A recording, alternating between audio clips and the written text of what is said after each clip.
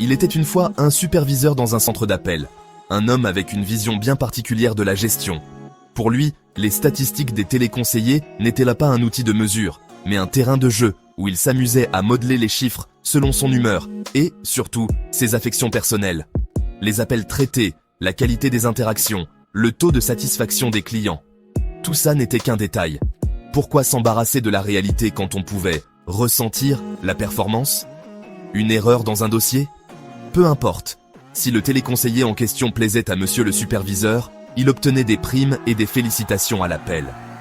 Par contre, si quelqu'un osait lui déplaire, pour une question, une opinion ou simplement un manque de sourire un lundi matin, c'était la descente aux enfers.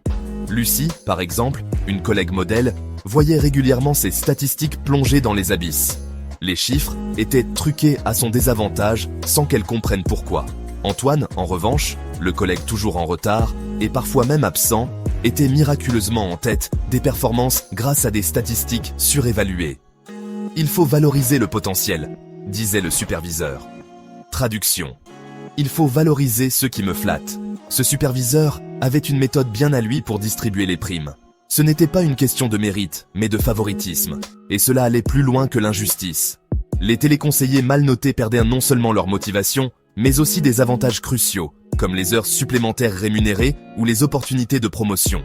Pendant ce temps, le superviseur se vantait auprès de ses supérieurs de sa gestion humaine exemplaire, alors qu'il semait désespoir et jalousie dans son équipe. Mais un jour, la vérité éclata. Un audit interne fut réalisé et les écarts entre la réalité des appels et les rapports du superviseur furent dévoilés. Les téléconseillers qu'il adorait avaient des résultats catastrophiques en réalité, tandis que ceux qu'il méprisait faisaient tourner l'entreprise à bout de bras. Les primes mal attribuées, les fausses statistiques et son management toxique furent exposés. Et la morale?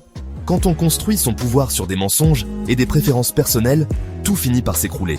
Parce que dans la vie, les chiffres peuvent mentir, mais la vérité, elle, finit toujours par sortir.